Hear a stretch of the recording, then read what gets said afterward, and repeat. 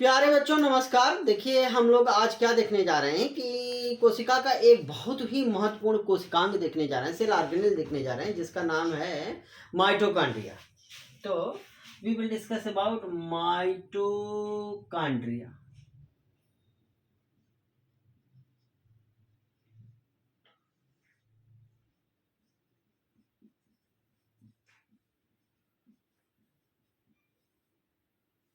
Mitochondria देखिए ये कोशिका का एक इम्पॉर्टेंट कोशिकांग है।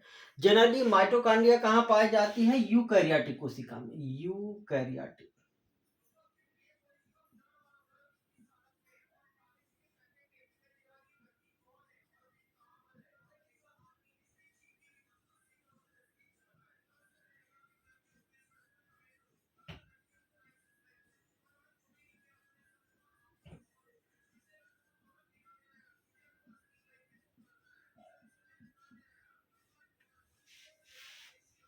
यानी कि यह यूकैरियोटिक कोशिका में पाया जाने वाला कोशिकांग है। प्रोकैरियोट में ये नहीं पाया जाता है। और एक चीज कहते हैं कि जो माइटोकॉन्ड्रिया होती है वो क्या है कि power house of the cell. This is power house of the cell, यानी कि बिजली घर, कोशिका का बिजली घर।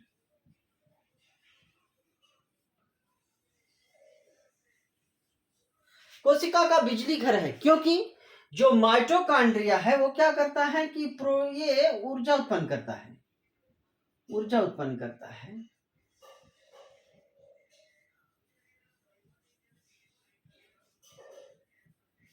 एटीपी, यानी कि एटीपी का पूरा नाम क्या है? Adenosine triphosphate.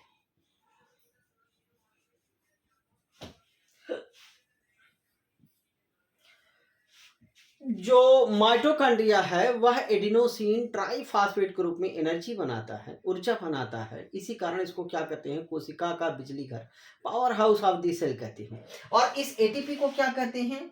ऊर्जा करेंसी।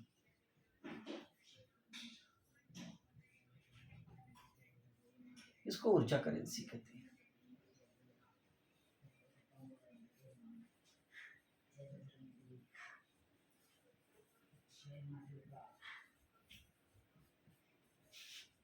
इस एटीपी को, एडिनोसिन ट्राइफॉस्फेट को, एनर्जी करेंसी भी कहते हैं।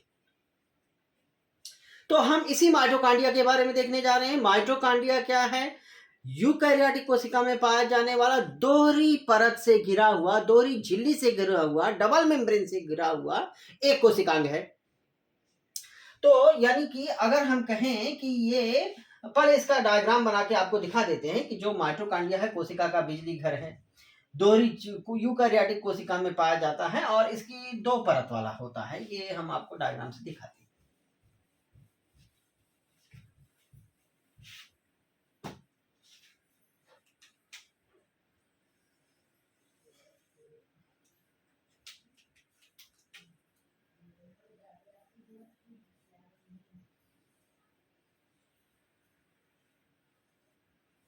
तो ये माइटोकॉन्ड्रिया है। इस माइटोकॉन्ड्रिया की ये क्या है? बाह्य परत, आउटर मेम्ब्रेन। ये क्या है? आंतरिक परत।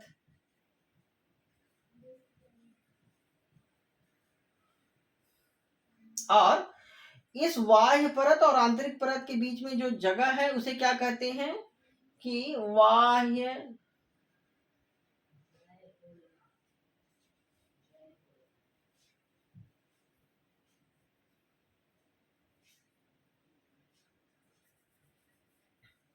देखिए इसको कहते हैं पेरीमाइटोकॉन्ड्रियल स्पेस। पेरीमाइटोकॉन्ड्रियल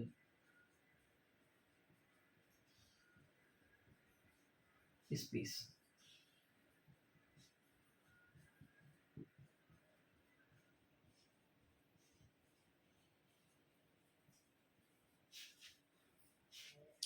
इसमें एक लिक्विड भरा रहता है यहाँ पे, और इसमें कुछ एंजाइम भी पाई जाती है। ठीक है। और इसमें देखिए दूसरी चीज कि माइटोकॉन्ड्रिया की आंतरिक झिल्ली है, आंतरिक झिल्ली, बाह्य झिल्ली है। तो जो बाहर वाली झिल्ली होती है, बाह्य परत, ये कैसी होती है? छिद्रित होती है। छिद्रित, छिद्रित का मतलब इससे छोटे छोटे पोर पाए जाते हैं, पोरस होती है। और जो अंदर वाली परत होती है वह अंदर की तरफ मुड़ करके, देखिए अंदर की तरफ मुड़ करके इस माइटोकॉन्ड्रिया के बीचों बीच लिक्विड, इसके अंदर एक तरल पदार्थ होता है। तरल पदार्थ कैसा होता है? जेली जैसा। तरल पदार्थ जो जेली जैसा होता है, इसे क्या कहते हैं? मैट्रिक्स। इसे मैट्रिक्स कहते हैं। और इस मैट्रिक्स में ढेर सारी चीजें रहती हैं। जैसे इस मैट्रिक्स में क्या रहता है कि इसमें आरएनए पाया जाता है, इसमें डीएनए पाया जाता है, इसमें कुछ प्रोटीन पाए जाते हैं, इसमें 70S टाइप का राइबोसोम भी पाया जाता है, राइबोसोम भी पाया जाता है। तो ये जो तरल पदार्थ है, अब जो आंतरिक झिल्ली है माइटोकॉन्ड्रिया के अंदर वाली परत, वो अंदर की तरफ मुड़ करके उंगली जैसा उभार बनाती है। अगर ये कैसा उभार है? उंगली जैसा, उंगली जैसा उभार। उंगली जैसा अगर उभार बनाती है तो इसे क्या कहते हैं? Then it is known as what? Tubuli. Tubuli या माइक्रोविलाई।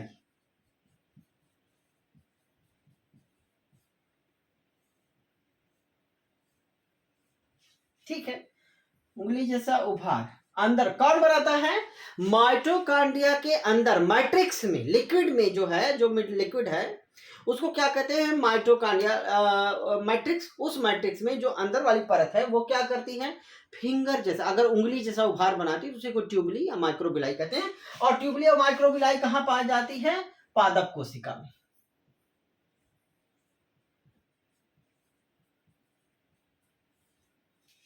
ठीक है। और अगर ये जंतु कोशिका है तो कैसी बनाती है ये उभार? कि इस तरीके से चपटे चपटे प्लेट जैसे उभार बनाती है। तो चपटे, सॉरी,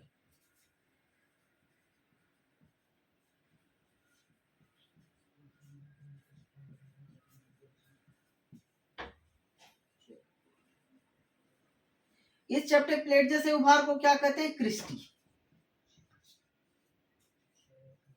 और ये क्रिस्टी कहां पाई जाती है? जंतु कोशिका।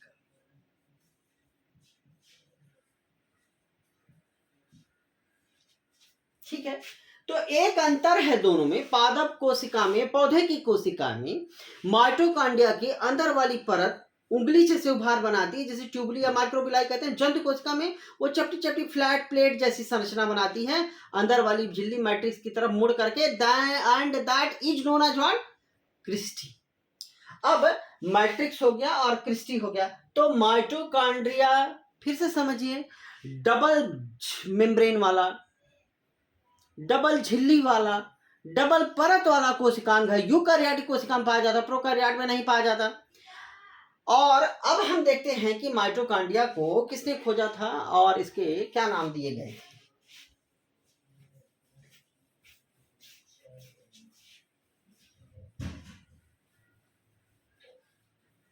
देखिए, जो माइटोकॉन्ड्रिया है उसको सर्वप्रथम, सबसे पहले किसने खोजा था? एक साइंटिस्ट था जिसका नाम था कोलिकर ने। 1850 में, 1850 में कोलिकर ने जो कीट होते हैं, इंसेक्ट होते हैं, उसकी जो रेखित पेशी होती है उसी में पहली बार माइटोकॉन्ड्रिया को खोजा। तो माइटोकॉन्ड्रिया को किसने खोजा? कि कोलिकर ने।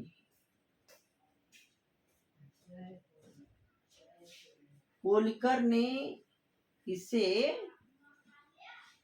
कीट, कीट यानी इंसेक्ट, इंसेक्ट की रेखित पेशी,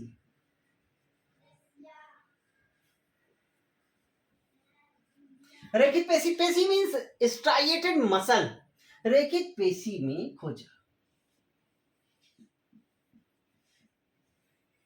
ठीक है। और क्या किया? और इसको क्रिस्टल वायलेट से स्टेन किया।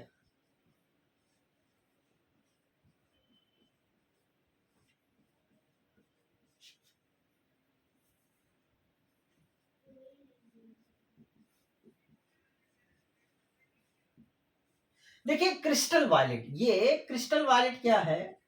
क्रिस्टल वायलेट एक स्टेन है, स्टेन है कलर करने वाला। जैसे कपड़े को हमारे टी शर्ट का रंग कलर काला है, काला डाई लगाई गई है, उसी तरीके से प्लांट और एनिमल को, टिश्यू को रंग देने के लिए, कलर करने के लिए, so that they can be, they are visible to us. तो उसको कलर करने के लिए अलग अलग स्टेन किए जाते हैं। माइटोकॉन्ड्रिया को स्टेन करने के लिए कोलिकर ने क्या यूज किया था? क्रिस्टल वायलेट, और क्रिस्टल किया, और इसका नाम क्या रखा? और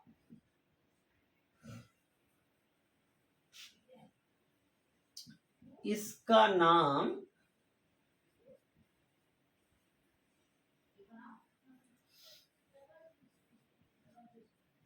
सार्कोसोम।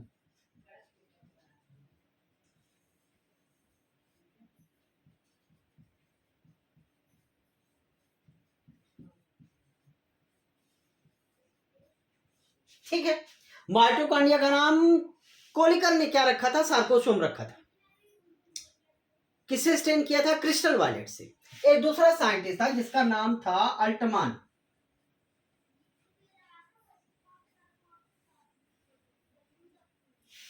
अल्टमान नाम के वैज्ञानिक ने इसका नाम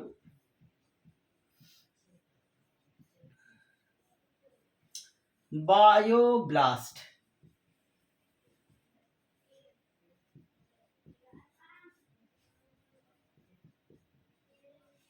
रखा।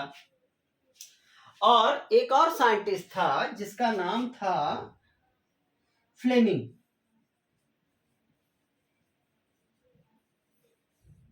फ्लेमिंग ने इसका नाम क्या रखा? फ्लेमिंग। फ्लेमिंग ने इसका नाम क्या रखा? फीलिया। ठीक है, लेकिन माइटोकॉन्ड्रिया नाम फिर किसने रख दिया? माइटोकॉन्ड्रिया नाम एक साइंटिस्ट था जिसका नाम था कार्ल बेंडा। हम इसको सी बेंडा भी कहते हैं, सी बेंडा या कार्ल बेंडा, इसी ने माइटोकॉन्ड्रिया नाम दिया।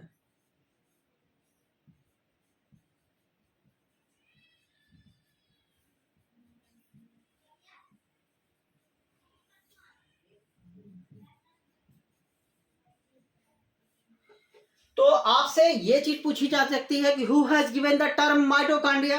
माइटोकॉन्ड्रिया नाम पहली बार किसने दिया? सी बेंडा ने दिया। खोज अलग थी, खोज किसने किया था? इसने, कोलिकर ने। स्टाइट इन मसल ऑफ इंसेक्ट, जो रेखित पेशी होती है कीटों की, उसमें खोजा था, लेकिन माइटोकॉन्ड्रिया नाम सी बेंडा ने दिया था। तो this was some information regarding the discovery of the mitochondria. And now we are coming on the next thing. देखिए माइटोकॉन्ड्रिया, माइटोकॉन्ड्रिया क्या है? प्लूरल है, ये बहुवचन है। ये क्या है? प्लूरल, यानी कि ये बहुवचन है, ढेर सारी माइटोकॉन्ड्रिया। और सिंगुलर क्या है? माइटोकॉन्ड्रियन।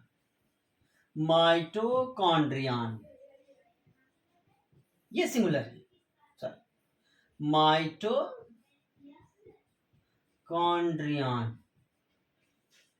ये सिंगुलर है। इसको हम कॉन्ड्रियोसोम भी कहते हैं, माइटोकॉन्ड्रिया को कॉन्ड्रियोसोम भी कहा जाता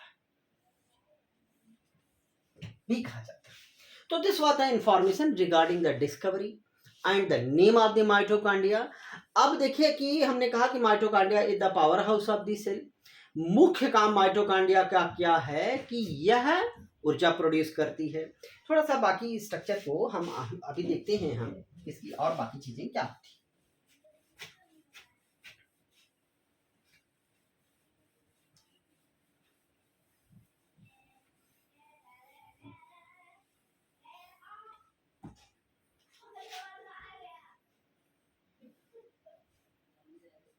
माइटोकॉन्ड्रिया का आकार, तो देखिए जो माइटोकॉन्ड्रिया है वो कैसी होती है? माइटोकॉन्ड्रिया तस्तरी जैसा,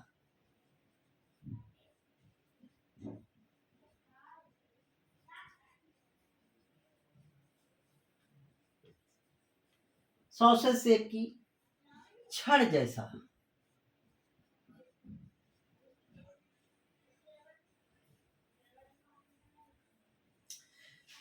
तो या तो तसरी जैसी होती है या तो छड़ जैसी होती है, और कभी कभी गोलाकार भी हो सकती है। तो माइटोकांड्रिया का आकार अलग अलग हो सकता है, माइटोकांड्रिया का आकार अलग अलग होता है, और जो इसकी साइज होती है, माप, देखिए जो माइटोकांड्रिया का आकार हो गया, साइज कितनी होती है कि जो माइटोकांड्रिया की जो व्यास होता है, डायामीटर, डायामीटर कितना होता है कि इस यानी कि जैसे ये माइटोकांड्रिया है तो इसकी जो चौड़ाई, ये diameter, this is the diameter, diameter कितना है कि 0.221 माइक्रोमीटर। एवरेज जो औसत व्यास होता है, औसत व्यास वो 0.5 माइक्रोमीटर होता है माइटोकांड्रिया का। और दूसरी चीज कि जो इसकी लंबाई होती है, ये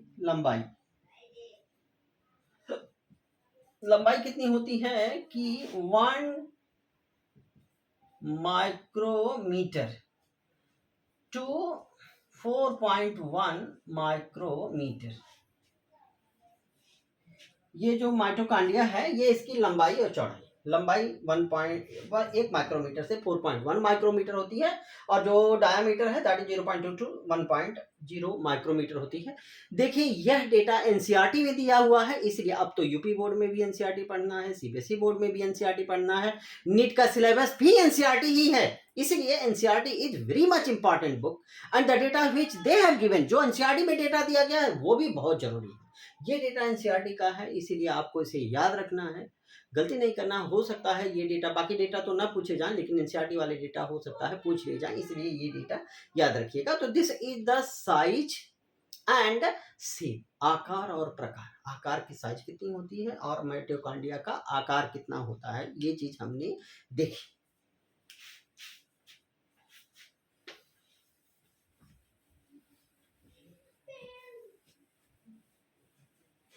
देखिए अब हम माइटोकॉन्ड्रिया की स्ट्रक्चर को देखते हैं।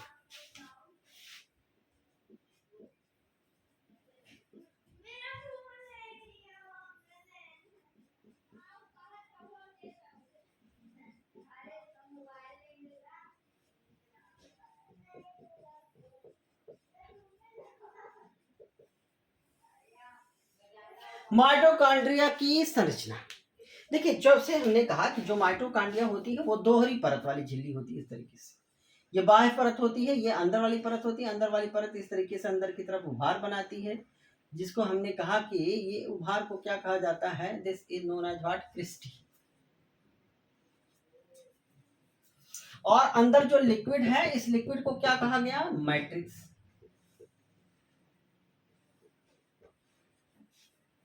देखिए माइटोकॉन्ड्रिया में डीएनए भी पाया जाता है, दे हैव देयर डीएनए, और यह डीएनए कैसा होता है, वृत्ताकार,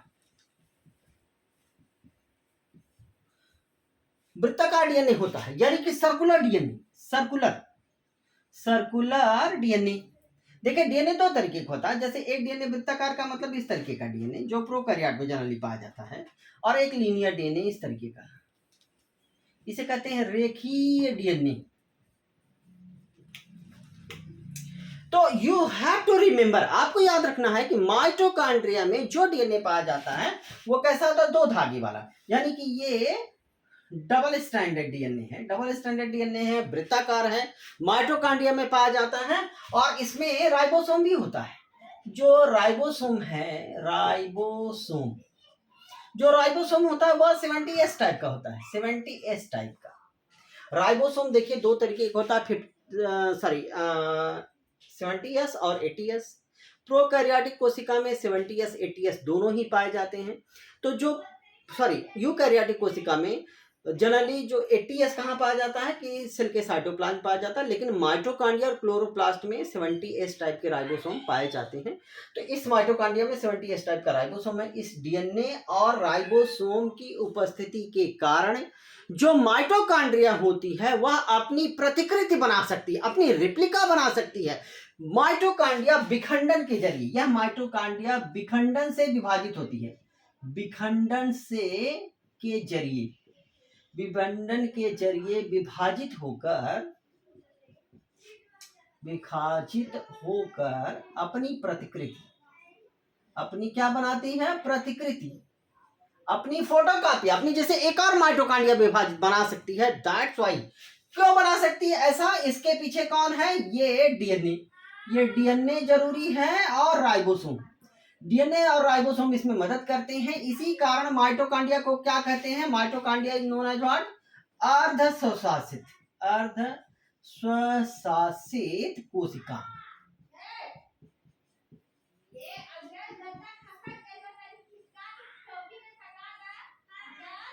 बहुत इंपॉर्टेंट चीज है कि माइटोकॉन्ड्रिया को अर्ध स्वशासित कोशिकांग क्यों कहते हैं। तो याद रखिएगा, आपको बताना है कि माइटोकॉन्ड्रिया का खुद का डीएनए होता है। जनरली किसी और कोशिकांग, क्लोरोप्लास्ट और माइटोकॉन्ड्रिया को छोड़ करके किसी भी कोशिकांग के पास डीएनए नहीं होता। तो माइटोकॉन्ड्रिया का डीएनए है, डबल स्टैंडर्ड सर्कुलर डीएनए होता है और इसके पास सिमेंटियस टाइप का राइबोसोम होता है। ये प्रोटीन बना सकती है, अपना नया डीएनए बना सकती है, अपनी जैसी नई माइटोकॉन्ड्रिया विखंडन के जरिए विभाजित हो सकती है। इसीलिए माइटोकॉन्ड्रिया को क्या कहते हैं? सेमी ऑटोनॉमस, अर्ध स्वशासित कोशिका। तो इसलिए भी माइटोकॉन्ड्रिया की बहुत जरूरी है। और अब माइटोकॉन्ड्रिया की इसके अंदर देखिए कि जो ये क्रिस्टी होती है और इस पे टेनिस के रैकेट जैसे स्ट्रक्चर पाई जाती है। यहाँ पे इस तरीके से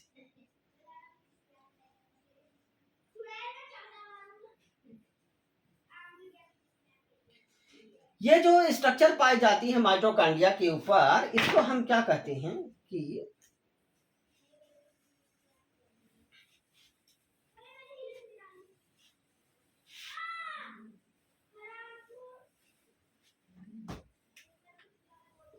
देखिए, ये जो टेनिस के रैकेट जैसे स्ट्रक्चर है, इसको हम अगर डायग्राम बनाएं तो इस तरीके से होते हैं ये चीज।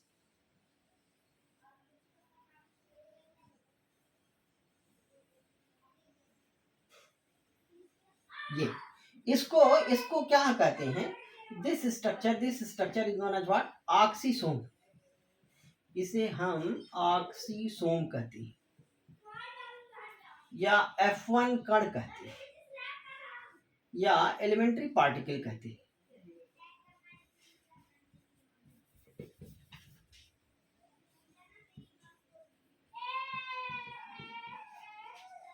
तो जो F1 कण होता है, इसका पहला भाग क्या है? इसका सिर है, ये स्टॉक है और ये आधार है।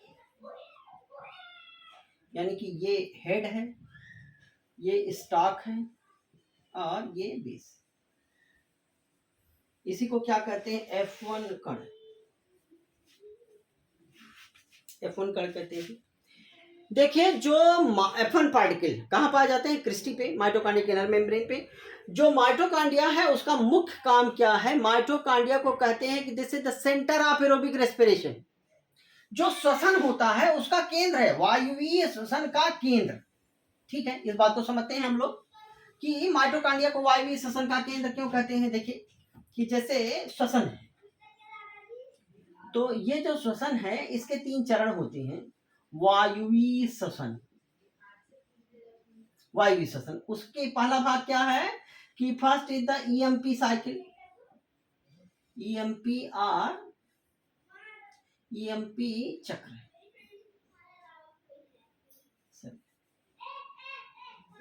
EMP pathway.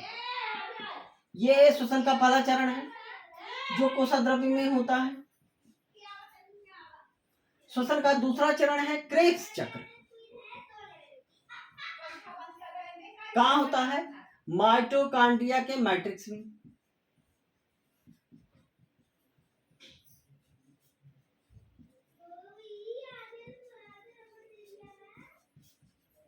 और इसका जो लास्ट स्टेप है ईटीएस, इलेक्ट्रॉन ट्रांसपोर्ट सिस्टम।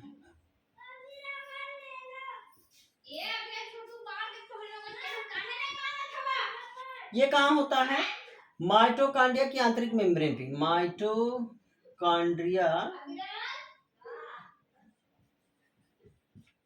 की आंतरिक झिल्ली। तो देखिए, जो माइटोकॉन्ड्रिया है, यानी कि अगर हम कहें कि ये माइटोकॉन्ड्रिया है, ठीक है, तो इसमें से ये जो क्रेब्स चक्र है कहाँ हो रहा है, इस मैट्रिक्स में, ये मैट्रिक्स है, इसमें ये क्रेब्स चक्र होगा। और ये जो इनर मेम्ब्रेन है, इस इनर मेम्ब्रेन पे इसको क्या कहते हैं कि electron transport system. Electron transport system mitochondria के आंतरिक मेम्ब्रेन पे होता है और इसी से क्या बनती है, एनर्जी बनती है। किस रूप में बनती है माइटोकॉन्ड्रिया में एनर्जी, एटीपी के रूप में। इसे energy currency of the cell भी कहते हैं। तो हमने कहा कि जो माइटोकॉन्ड्रिया होती है उसमें क्रेब्स साइकिल होती है। कहाँ, माइटोकॉन्ड्रिया के मैट्रिक्स में। तो देखिए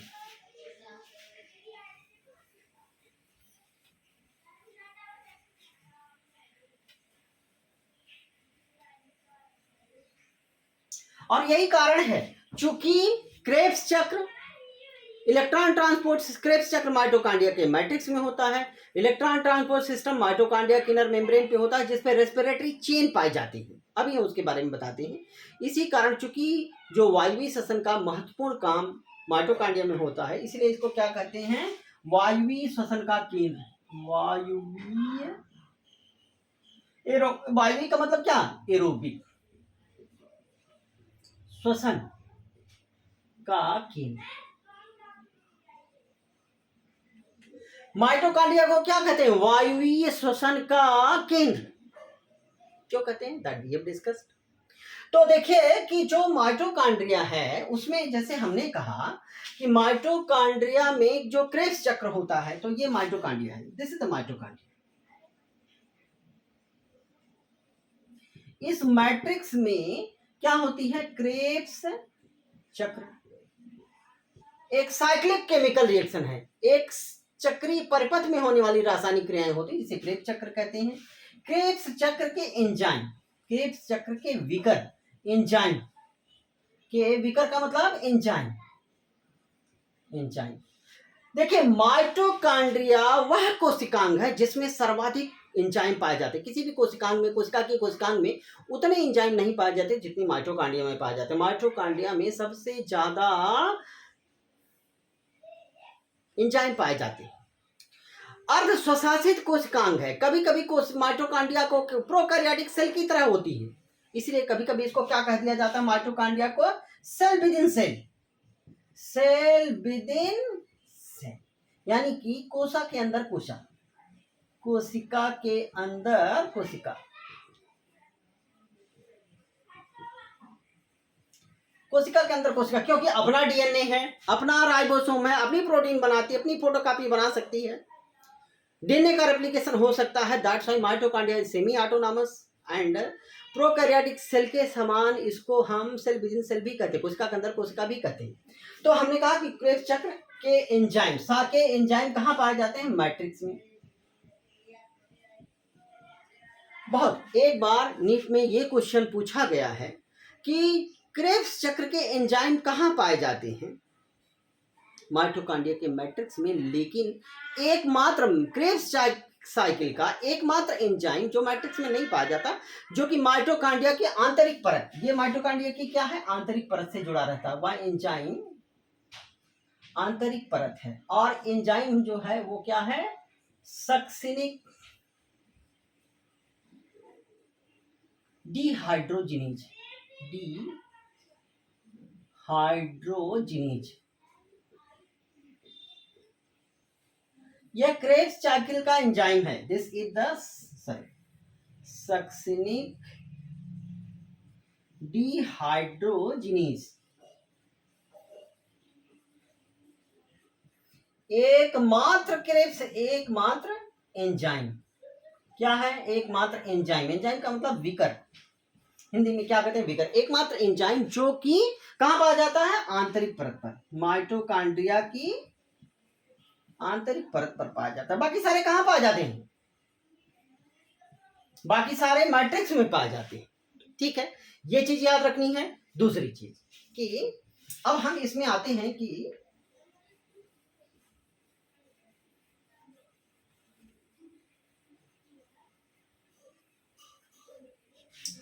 हमने अभी कहा कि ये जो है इस पे ऑक्सीसोम पाए जाते हैं, इस तरीके से दी जाता ऑक्सीसोम्स। इस ऑक्सीसोम के इस हिस्से को जो यहाँ पे पाए जाते हैं, दी जाता ऑक्सीसोम या F1 पार्टिकल, इसको क्या कहते हैं F1, और इसको क्या कहते हैं इस हिस्से को F0, F0। यानी कि जैसे हम कहें कि ये माइटोकांड्रिया की बाह्य परत है और ये माइटोकांड्रिया की आंतरिक परत है, ये क्रिस्टी जो बना रहा है ये आंतरिक परत है। तो ये माइटोकांड्रिया की बाह्य परत और ये क्या है आंतरिक परत। समझ आ रही बात, आंतरिक परत। तो इसी पे क्या पाए जाते हैं कि जो देखिए कि ये F1 पार्टिकल होते हैं इस तरीके से अरेंज रहते हैं इसमें, इस तरीके से।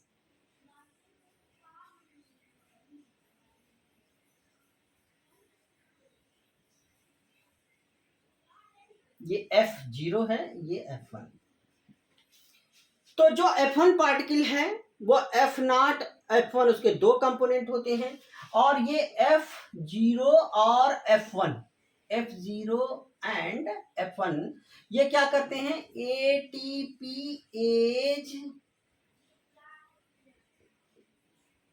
इसको ऐसे लिखते हैं एटीपीएज।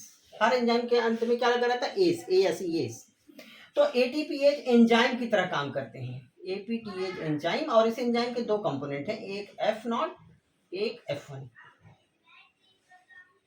तो जो F0 है वह माइटोकांड्रिया की आंतरिक परत में धंसा रहता है, embedded in the inner membrane of the mitochondria, और जो इसका हेड वाला रीजन है वो माइटोकांड्रिया के मैट्रिक्स में, इधर वाला हिस्सा क्या है मैट्रिक्स, मैट्रिक्स में रहता है।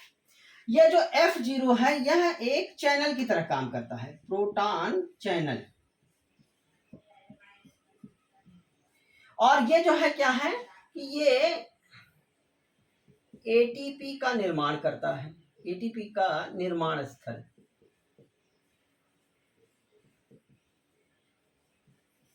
यानी कि इसमें ये यहाँ पे एटीपी बनता है। एक्चुअली क्या होता है कि इस माइटोकांड्रिया के आंतरिक मेम्ब्रेन पे यहाँ पर जब माइटोकांड्रिया में एटीपी बनती है, यहाँ तो उसका दौरान कब बनती है कि देखिए माइटोकांड्रिया में जब एटीपी बनती है तो उसे क्या कहते हैं ऑक्सीडेटिव फास्फोरीकरण। क्या है ऑक्सीडेटिव फास्फोराइलेशन, इसको हिंदी में क्या कहते हैं ऑक्सीकर फास्फोरीकरण। ऑक्सीकर फास्फोरीकरण क्या है, ऑक्सीडेटिव फास्फोराइलेशन क्या है, ध्यान से समझिएगा, बहुत जरूरी चीज है। माइटोकांड्रिया में एटीपी बनना, एटीपी का बनना कहां पे माइटोकांड्रिया में, यानी कि जब यहां पे एटीपी बनती है तो उसी को क्या कहते हैं ऑक्सीडेटिव। ऑक्सीडेटिव क्यों, माइटोकांड्रिया में एटीपी ग्लूकोज के ऑक्सीडेशन से बनती है लेकिन उसी कारण इसको क्या कहते हैं ऑक्सीडेटिव फास्फोराइलेशन, ऑक्सीकर फास्फोरीकरण, एटीपी के बनने को। अब एटीपी क्लोरोप्लास्ट में भी बनती है जिसे फोटोफास्फोराइलेशन कहते हैं, वो हम बाद में देखेंगे, फोटोसिंथेसिस में देखेंगे, प्रकाश संश्लेषण में देखेंगे। अभी आपको मैं केवल इतना कह रहा हूं कि माइटोकांड्रिया में जो एटीपी बनती है वह उसको क्या कहते हैं ऑक्सीकर फास्फोरीकरण कहते हैं। और उसमें बनने के लिए क्या होता है कि इस माइटोकांड्रिया की इन आउटर मेम्ब्रेन और इनर मेम्ब्रेन के बीच में, बाह्य परत और आंतरिक परत के बीच में प्रोटॉन ग्रेडियंट बनता है, यानी कि यहाँ पे H+ ज्यादा हो जाता है और यहाँ पे H+ ज्यादा हो जाता है और यहाँ पे H+ कम हो जाता है, यही प्रोटॉन ग्रेडियंट है। जब यह प्रोटॉन ग्रेडियंट टूटेगा तभी माइटोकांड्रिया में एटीपी बनती है। तो ये जो प्रोटॉन ग्रेडियंट यहाँ पे H+ ज्यादा हो गया है, इस H+ यहाँ से जाएगा, H+ जब यहाँ से जाएगा तो उसी समय जब H+ माइटोकांड्रिया के मैट्रिक्स में जाता है तो एक्चुअली क्या होता है कि at that time ADP plus inorganic phosphate ये दोनों जुड़ करके यहाँ पे क्या बना देते हैं एटीपी का निर्माण कर देती है, ऑक्सीडेटिव फास्फोरीकरण। हम इस चीज को प्रकाश संश्लेषण में क्लोरोप्लास्ट में भी डिस्कस करेंगे। अभी केवल एक चीज कि माइटोकांड्रिया में जब एटीपी बनती है तब एक प्रोटॉन ग्रेडियंट बनता है। माइटोकांड्रिया की झिल्ली के आर पार एक प्रोटॉन ग्रेडियंट बनता है, एक तरफ प्रोटॉन ज़्यादा हो जाता है H+ या प्रोटॉन ज़्यादा हो जाता है, एक तरफ कम हो जाता है। मैट्रिक्स में H+ कम हो जाता है, माइटोकांड्रिया की दोनों झिल्लियों के बीच का जो जगह है उसमें H+ ज़्यादा हो जाता है। जब यह प्रोटॉन ग्रेडियंट यानी कि दोनों झिल्लियों से प्रोटॉन जो होता है वह ये चैनल, ये जो F0 है वह चैनल की तरह काम करता है, प्रोटॉन को इधर पंप कर देता है, और ये जो हेड है वह एटीपी के निर्माण स्थल की तरह काम करता है, वहां पर एटीपी का निर्माण हो जाता है। तो दैट्स वाई माइटोकॉन्ड्रिया इसी कारण से बहुत इंपॉर्टेंट कोशिकांग है, इसमें एटीपी की सिंथेसिस होती है।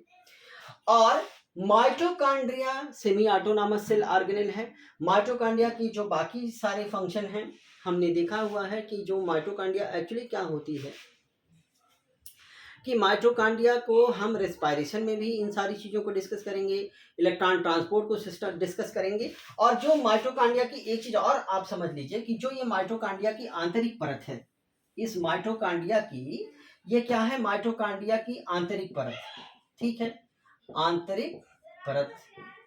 इस आंतरिक परत पे क्या पाई जाती है, रेस्पिरेटरी चेन, श्वसन श्रृंखला पाई जाती है। इस पे क्या पाई जाती है, श्वसन श्रृंखला। इस श्वसन श्रृंखला में क्या होती हैं, 4 कॉम्प्लेक्स,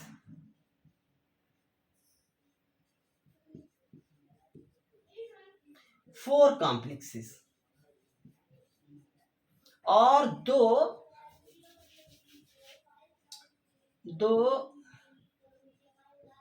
इंटरमीडियरी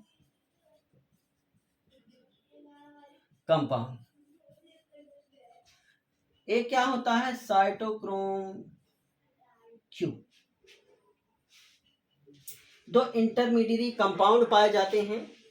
तो ये चीजें श्वसन श्रृंखला माइटोकॉन्ड्रिया की आंतरिक मेम्ब्रेन पे होती है। उसी श्वसन श्रृंखला के जरिए क्या होता है, इलेक्ट्रॉन ट्रांसपोर्ट होता है, और इलेक्ट्रॉन ट्रांसपोर्ट फाइनली जो होती है उसी से क्या बनता है कि एटीपी का निर्माण होता है। तो ये कुछ इंपॉर्टेंट जानकारी थी माइटोकॉन्ड्रिया के बारे में। और अगर आपको ये चैनल अच्छा लगा हो, माइटोकॉन्ड्रिया के बारे में दी गई जानकारी अच्छी लगी हो, आपको समझ में आई इन चीज़ों को, तो चैनल को जरूर सब्सक्राइब कर लीजिए ताकि आपको अगला नोटिफिकेशन मिलता रहे। और आप सब्सक्राइब करेंगे तो मेरा जो है कि मनोवर्धन होगा, and you will get the next notification, और हम अगले वीडियो को बहुत अच्छे से बनाते रहेंगे। धन्यवाद।